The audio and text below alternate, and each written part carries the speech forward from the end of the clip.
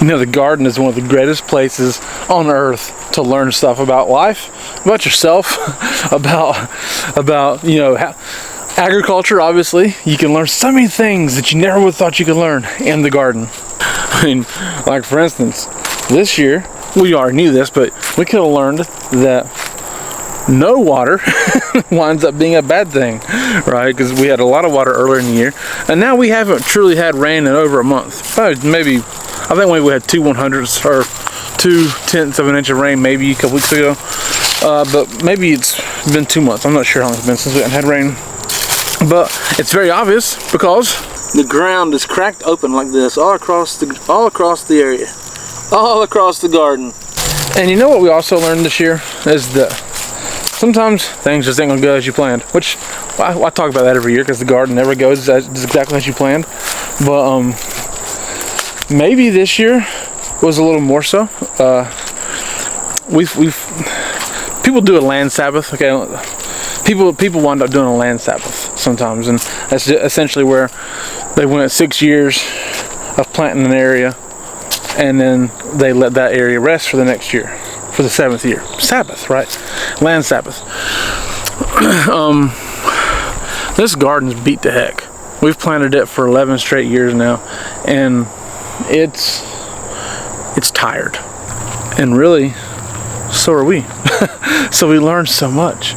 It's that like that land Sabbath is a good rest and re-energizing for your garden, but also maybe it's good for you too. Because we're strongly considering doing a land Sabbath next year and letting this thing rest, buying some cover crop seeds and just cover cropping it and not planting anything next year because of that. I mean, we've done well. I mean, things have done well. Okay, things have done pretty well, but like for instance, the peppers did really good to start out with. They were going gangbusters, and then they slowed. You're gonna say we just gotta fertilize it more. We used a really good fertilizer. We used M.R. Gardner's Trifecta Plus. We used a really good fertilizer on them, and it doesn't seem like it helps. Unlike beans don't take a ton of fertilizing, but these things are the heck, right? Look at that. And they did okay to start with, and then they just fizzled. No matter how much we watered, no matter what we did, they just couldn't make it. And I think our ground is just wore out. And look at these eyes. so are we. I mean, we've still planted a lot of food. We did like we always do. We've planted a lot of tomatoes, less than normal, plenty of peppers and green beans and stuff. It just, you know, things hadn't worked out the best. But we still planted a bunch of potatoes in the grow bags like we normally do, and sweet potatoes. Sweet potatoes should be getting harvested this weekend. Potatoes we harvested last weekend, actually. Here's some footage of that. We had 3 15-gallon grow bags and 3 10-gallon grow bags, where we put 3 sweet potatoes in the 15 gallons and 2 in the 10 gallons, 1 per 5 gallons, and we use a similar style soil that we always use. All right, so here is the first bag. We're just gonna dump them straight in and sift through. Well, there's a decent sized potato right there. Put these up a little bit. There's a decent one. Oh, that was pretty. Sun's in my eyes, but another 15-gallon grow bag. Here we go. Oh, that's not a little. It's a decent one. He's a decent one. Yeah, heck yeah. Hopefully. Oh, there's a couple. Get them there, Angela, okay? Oh, another one. There's another one. And another one. That ain't too bad. There's another one. That's not okay. bad. That's okay. Ooh. Hey, there we go. Can't forget that one, can we? All right, the last of the 15-gallon bags. Then we'll show you how many we got with in the 3 15-gallons total. Here we go. Lots of them coming. Yep. Lots of them coming with the plant. Ooh, look at that. There we go. There we go. Taters. They didn't split. Which I wouldn't have thought they'd split just yet. Didn't think we had lots of taters there. Didn't think we left them that long. Here's another. There's a decent amount of little potatoes in here, babe. And there's what we got out of the first 3 bags. Not too bad. The first bag we thought was just a little low. We were kind of concerned, but this is really picked up. And now this is the first 10-gallon bag. Ain't holding out a lot of hope for it because one of the plants died pretty early. There's some potatoes. There's a few in there, but the potatoes kind of fell down, and some of them are kind of small, which is kind of what we assumed for this bag. All right, here we go. Is what we got overall today. Could be better, could be worse. We've actually done worse, folks. So this is actually a good amount of potatoes. I don't know how much it weighs. It's over 10 pounds. Now you can see that wasn't our greatest potato harvest of all time, by no means. It wasn't our worst, by the way. We've done worse. But those are plenty of potatoes. We got plenty of potatoes there to eat on. They're delicious. So we're happy with that. We're thankful for that. But again, it's one of those things that you're learning more. And no matter how much you do, no matter what you think you've learned, no matter what you've encountered, there's always other things that happen. There's always things that just get you, and there's always things that you can figure out and learn about yourself, or learn about the process, or learn about life. And the biggest thing I'm always going to take from successes or failures, either one, and I don't know if we had success or failure. We grew some beautiful tomatoes, so I would say that's a success. We've figured out more varieties that we love growing, that I'm really happy about. The varieties we've grown, and that's a success. I think there's got varieties of peppers and tomatoes both moving forward that we love, and that we're gonna be happy growing and won't go without. But also, you gotta learn to persevere. You gotta learn to keep trying. You gotta learn that, hey, it's okay if beans dried up and you didn't get 100 quarts of beans, or 45 or 50 quarts, whatever you want.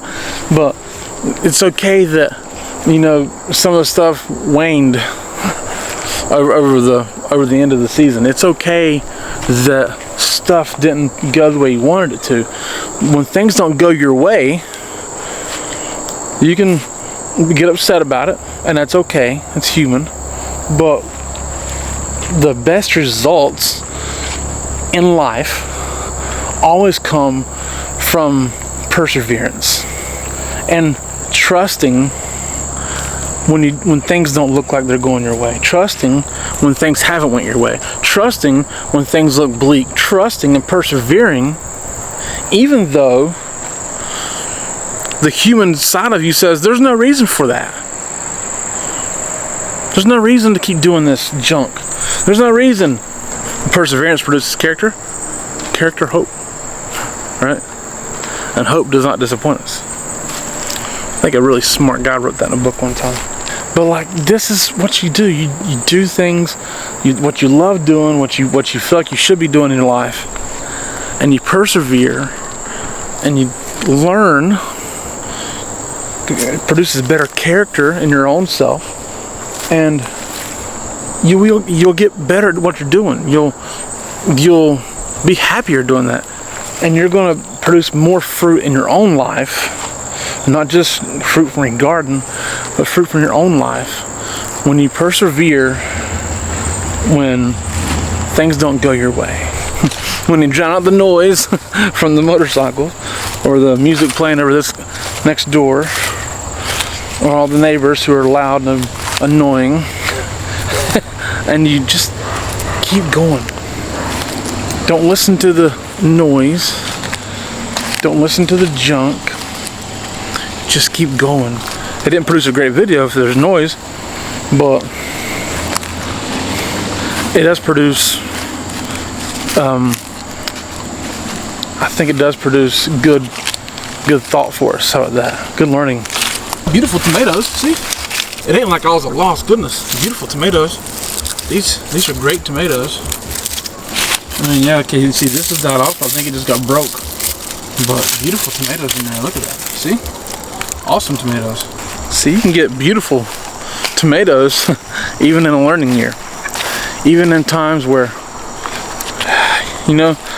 just feel like you could have done better, but you know what? I feel like we should have just took a break too.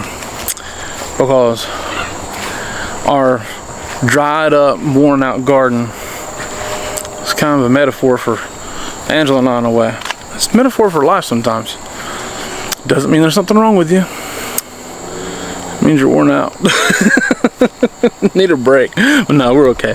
But those are things you can learn from your garden. You can learn a lot in life by doing these things. And I encourage you to learn and keep moving forward and persevering. Thank you guys so much for watching. I appreciate it. My name is Jason. This is Art of Creation Homestead. We love y'all. God bless you and goodbye.